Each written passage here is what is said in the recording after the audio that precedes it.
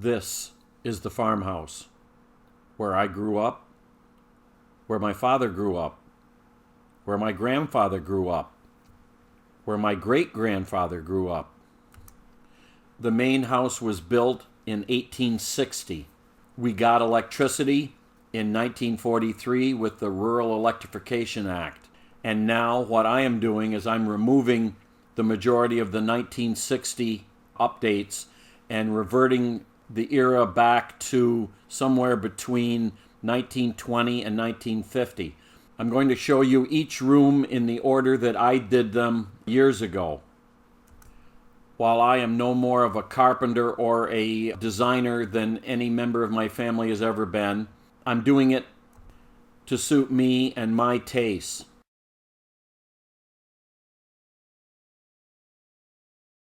In the original cellar, we have our fuel storage tanks.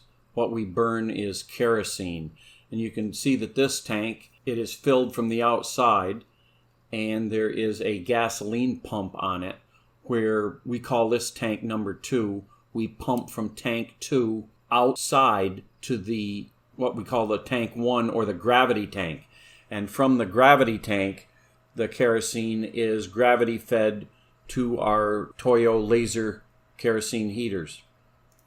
We started off with the first tank with just standard steel legs like everybody uses, except the moisture coming up through the bedrock was rusting the legs. So we were told that the best way to do it was to buy these precast concrete piers that you use for decks and fill the square hole where the 4x4 would go with concrete, and then set the tank with new legs on top of that, and they wouldn't rust.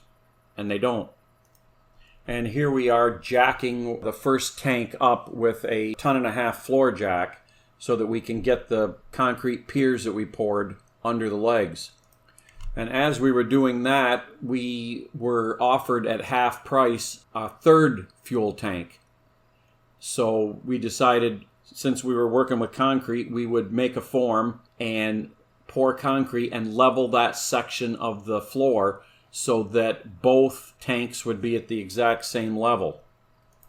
And here you can see the concrete has been poured and it has been marked 2017.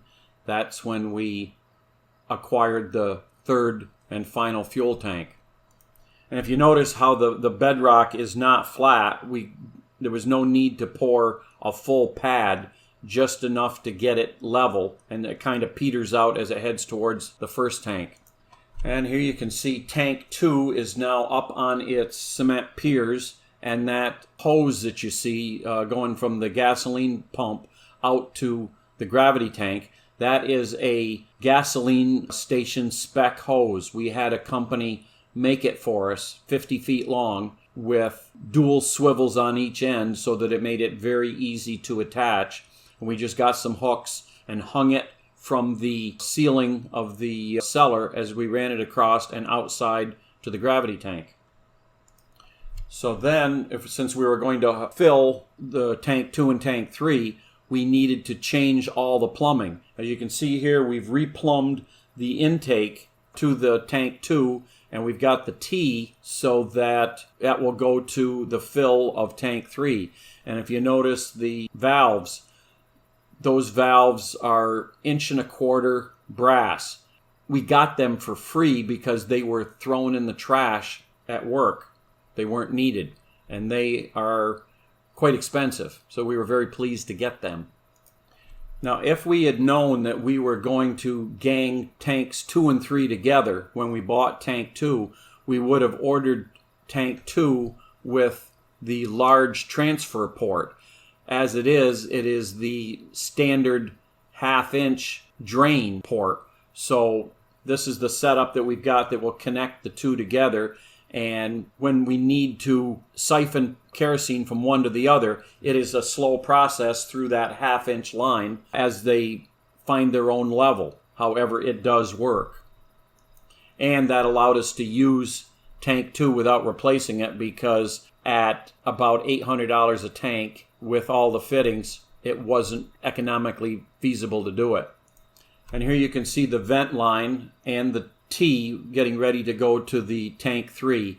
And all 3 of our tanks have the exact same fuel gauge. Some of them read at the bottom of the red float, some read at the top. And the ones we bought, they all read at the top. And here is our tank. It sat for many years inside and was never sold, and it's still in its primer. That's the way that particular brand came. And we've got it set up in one of the bays of one of our barns, and we're getting ready to wash it down and then paint it. And here it is with a coat of Rust-Oleum rattle can high gloss black. Looks pretty good. And with a little bit of effort, I got it down cellar and got it up on another set of the concrete piers, and it's level with tank 2. Now, because they're different manufacturers and different tanks, the tank 3 is a little bit taller than tank 2, but that really doesn't matter as long as the bottoms are level. And here is the installation of the connecting pipe going from the in T to the tank 3. And you can see it goes down and connects to the in port of tank 3, and there's another one of the free valves from work.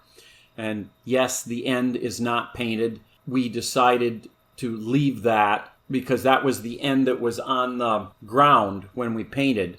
So it was easier to paint the ends once they're in place.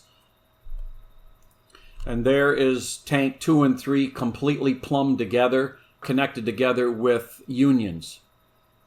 And here's another angle on the vent for tank 2 and 3.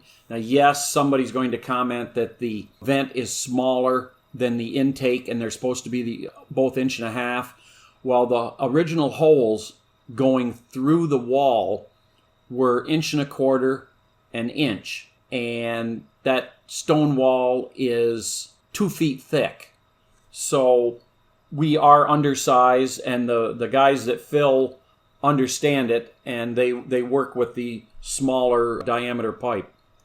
And then if we did our alignment right, the connecting pipe on the bottom for gravity filling one tank 2 to tank 3, it went right together with a small 1/2 inch union.